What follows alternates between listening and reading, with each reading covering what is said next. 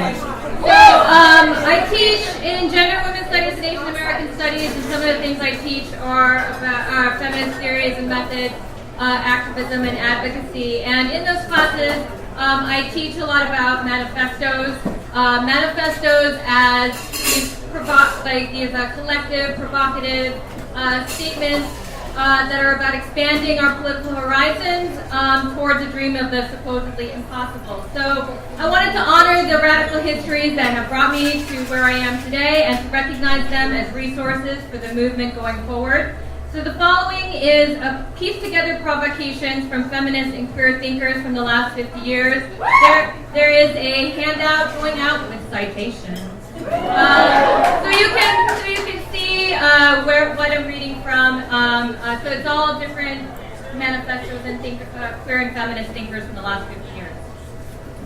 Life in this society being at best an utter bore, and no aspect of society being at all relevant to women, there remains to civic-minded, responsible, thrill-seeking females only to overthrow the government, eliminate the money system, institute complete automation, and destroy the male sex.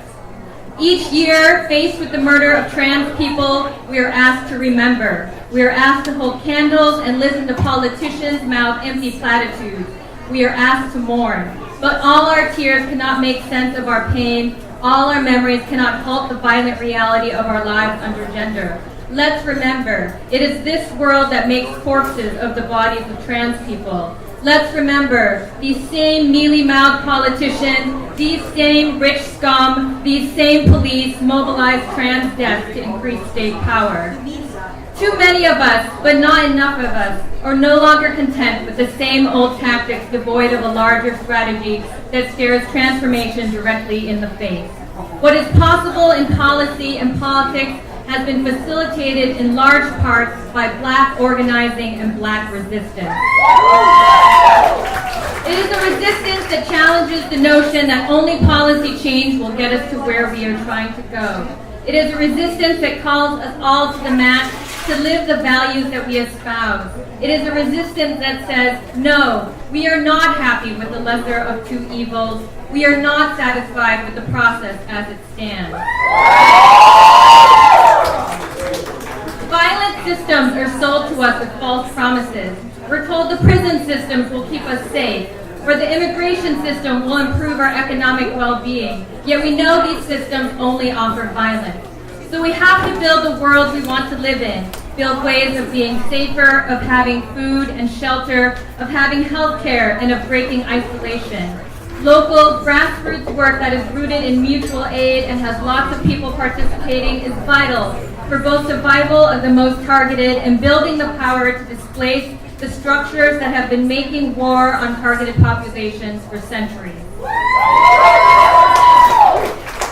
To the white women present, but most of all to my sisters of color who, like me, still tremble their rage under harness, or who sometimes question the expression of our rage as useless and disruptive, I want to speak about anger, my anger, and what I have learned from my travels through its dominions. Every woman has a well-stocked arsenal of anger potentially useful against those oppressions, personal and institutional, which brought that anger into being. Focused with precision, it can become a powerful source of energy serving progress and change. And when I speak of change, I do not mean a simple switch of positions or a temporary lessening of tensions, nor the ability to smile and feel good. I'm speaking of a basic and radical alteration of those assumptions underlying our lives. You all tell me, go and hide my tail between my legs, but I will no longer put up with this shit. It's time to get out of the bed, out of the bars, and into the streets. Time to seize the power of dyke love, dyke vision, dyke anger, dyke intelligence, dyke strategy. Time to organize and ignite. Time to get together and fight. We're invisible and it's not safe, not at home, on the jobs, in the streets, or in the courts.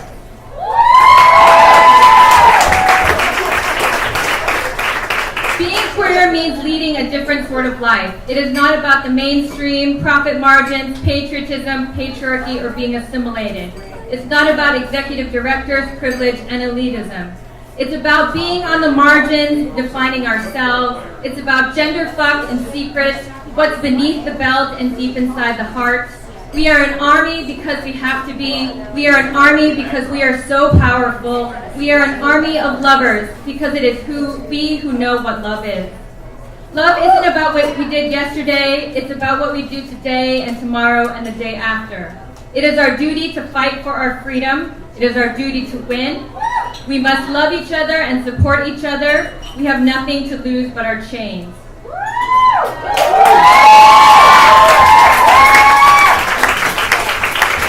We are not waiting for the rapture. We are the apocalypse. And if we burn, you burn with us.